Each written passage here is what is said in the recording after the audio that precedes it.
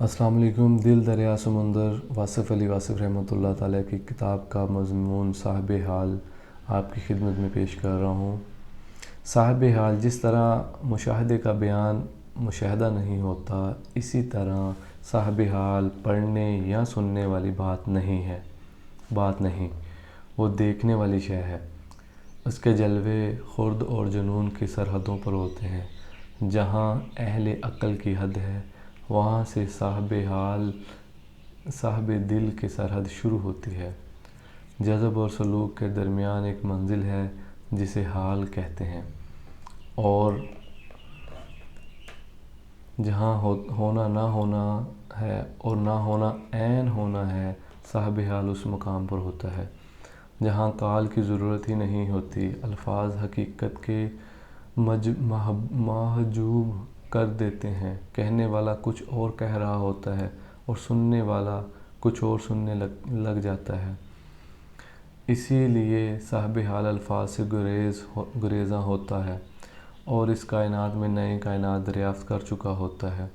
وہ ظاہر سے باطن کی طرف رجوع کرتا ہے، اسم سے مسمی دریافت کرتا ہے، نعمت سے منعم کا عرفان حاصل کرتا ہے۔ وہ طلوع انوار صبح سے بھی لطف اندوز ہوتا ہے اور اس کی نگاہ ڈوبتے سورج کی تلاش پر بھی ہوتی ہے۔ صاحب حال قطرے میں کلثم اور ذرے میں صحرا کو دیکھنے کی قدرت رکھتا ہے۔ صاحب حال تغیرات و تبادل سے مرعوب اور متاثر نہیں ہوتا۔ موسم بدلتے ہیں، زمین و آسمان کے جلوے بدلتے ہیں، آغاز و انجام کے رشتے بدلتے ہیں، لیکن صاحب حال نہیں بدلتا۔ وہ زندگی اور موت کو ایک حقیقت کی رخ سمجھتا ہے۔ وہ غم اور خوشی سے نجات پا چکا ہوتا ہے۔ وہ ماضی، حال اور مستقبل کو ایک ہی زمانہ سمجھتا ہے۔ وہ زمین و آسمان کے انوکھے رشتوں کا مفسر ہوتا ہے۔ اس فنا کے دیس میں صاحب حال ملک بقا کا سفیر ہے۔ صاحب حال اس زمانے میں کسی اور زمانے کا پیغام رساں ہے۔ وہ ایسا صاحب جنون ہے جو خرد کی گتھیاں سلجھا چکا ہے۔ اس کی نگاہ 7 رنگوں سے بہت آگے ہوتی ہے۔ وہ بے رنگ کی نیرنگ سے آشنا ہوتا ہے۔ صاحب حال کیفیات کے اس مقام پر ہوتا ہے جہاں تحیر بھی ہے اور شعور بھی، جہاں ورافتگی بھی ہے اور آگاہی بھی۔ صاحب حال اسما اور اشیاء کے معنی اور مفہوم سے باخبر ہوتا ہے۔ وہ اس منزل پر ہوتا ہے جہاں سفر ہی مدعائے سفر ہے۔ وہ خود آگاہی کے ایسے دشت و وحشت میں پہنچ چکا ہوتا ہے جہاں نہ فراق ہے، نہ وصال، نہ کوئی اپنا ہے نہ غیر۔ وہ سکوت اور ہم کلام رہتا ہے۔ وہ ذروں کے دل کی دھڑکن سنتا ہے۔ اس کی نگاہ وجود اور موجود کے باطن پر بھی ہوتی ہے اور عدم اور ناموجود کی حقیقت پر بھی۔ وہ ذات اور صفات کے تعلق سے آشنا ہوتا ہے۔ وہ جانتا ہے کہ عیاں کا رابطہ ہر حال میں نہاں سے قائم رہتا ہے۔ صاحب حال خود ہی آخری سوال اور خود ہی اس کا آخری جواب۔ صاحب حال بغیر حال کے سمجھ نہیں آتا۔ اس کا قول بھی حال اور خاموشی بھی حال۔ بہرحال صاحب حال اپنے وجود میں اپنے علاوہ بھی موجود رہتا ہے۔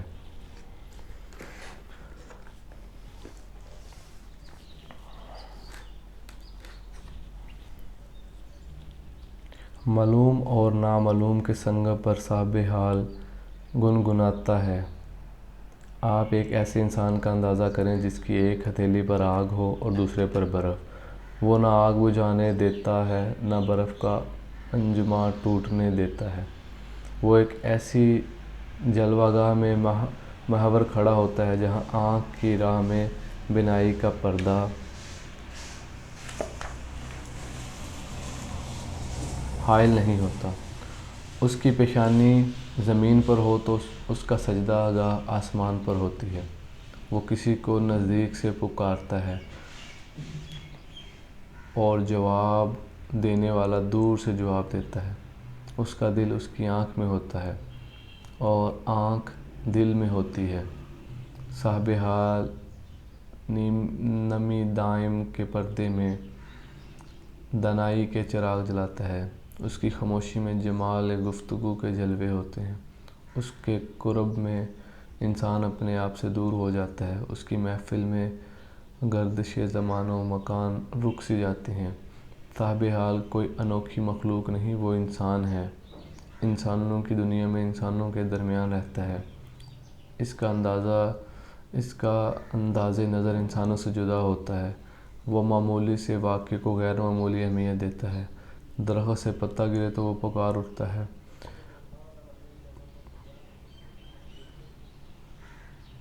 پتا ٹوٹا ڈال سے لے گئی پون اڑار، اب کے بچھڑے کب ملیں گے دور پڑیں گے جا۔ ایک صاحب حال نے جنازہ دیکھا، پوچھا یہ کیا ہے؟ جواب ملا زندگی کی آخری منزل۔ بولا اگر یہ آخری منزل ہے تو ہم کون سی منزل میں ہیں؟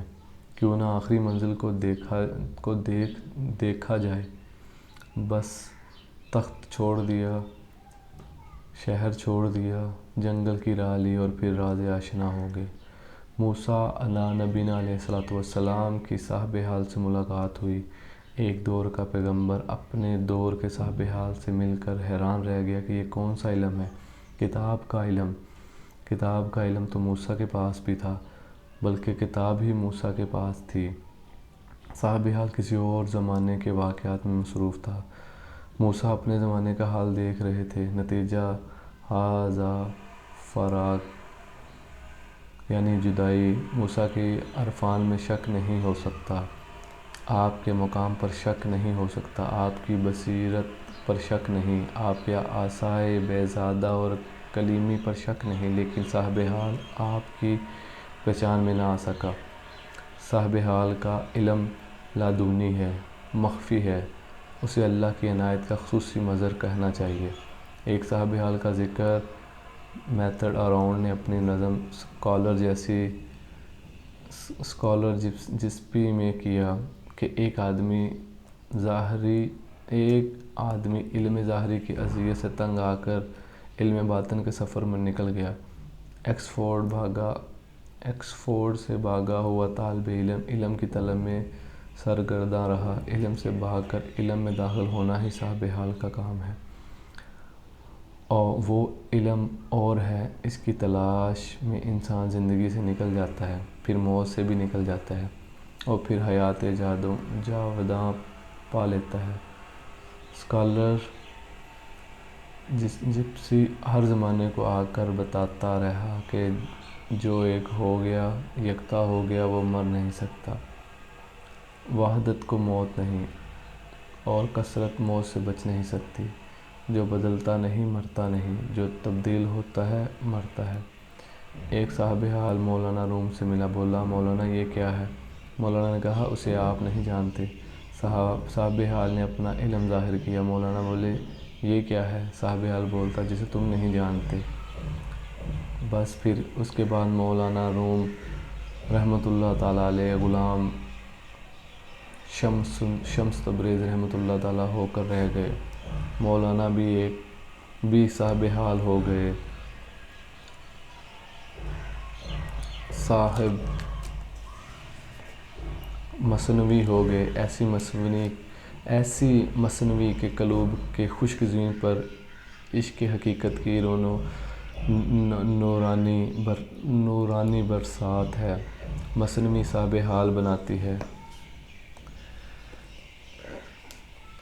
پیر رومی رحمۃ اللہ تعالیٰ علیہ کی محبت میں مرید ہندی صاحب حال ہو گیا، بلکہ صاحب اقبال باکمال ہو گیا۔ صاحب حال صاحب عشق ہوتا ہے، صاحب وجدان ہوتا ہے، صاحب مشاہدہ ہوتا ہے، صاحب یقین ہوتا ہے، صاحب ایمان ہوتا ہے، صاحب نسبت ہوتا ہے، اور سب سے بڑی بات یہ کہ صاحب نصیب ہوتا ہے۔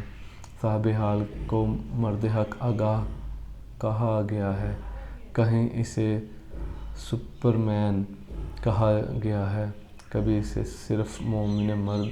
صرف مرد مومن بھی کہتے ہیں۔ صاحب حال حق آگاہی و حق شناسی کے اس مقام پر پہنچ جاتا ہے جہاں وہ انا الحق کہہ اٹھتا ہے۔ اس ایک انا الحق میں کتنی حقیقتیں پنہاں ہوتی ہیں، یہ کوئی صاحب حال ہی جان سکتا ہے۔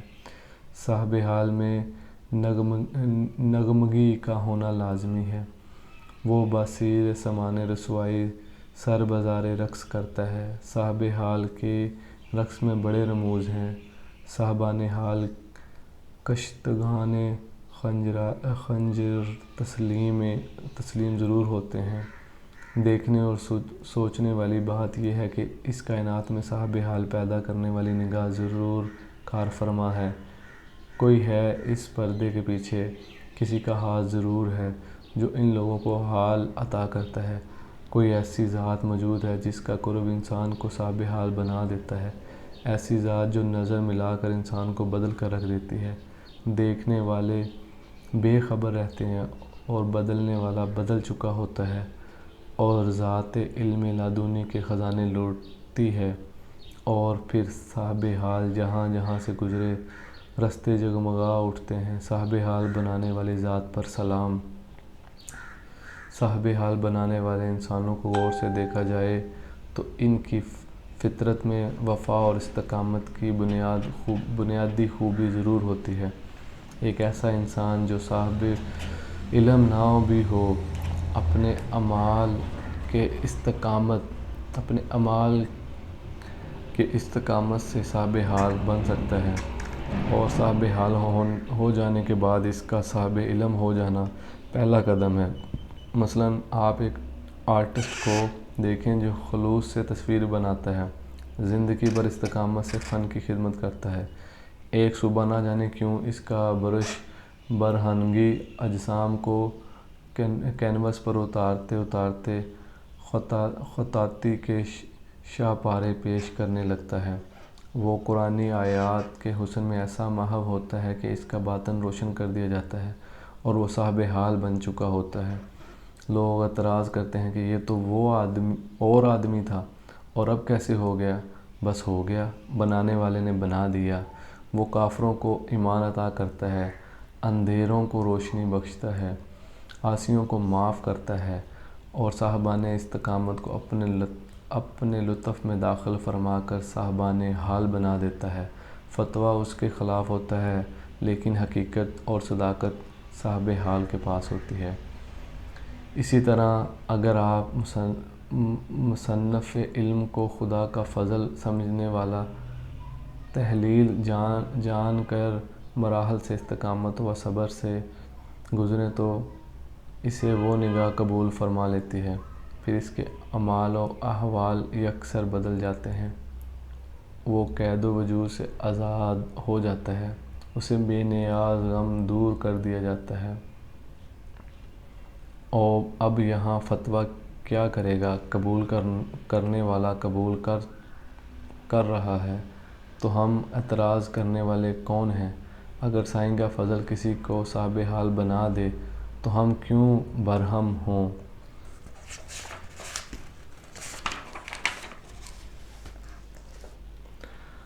اعتراض کرنے والے فارمولہ استعمال کرتے ہیں، قانون استعمال کرتے ہیں، قاعدہ کلیہ استعمال کرتے ہیں، اور صاحب حال فارمولے سے باہر ہوتا ہے۔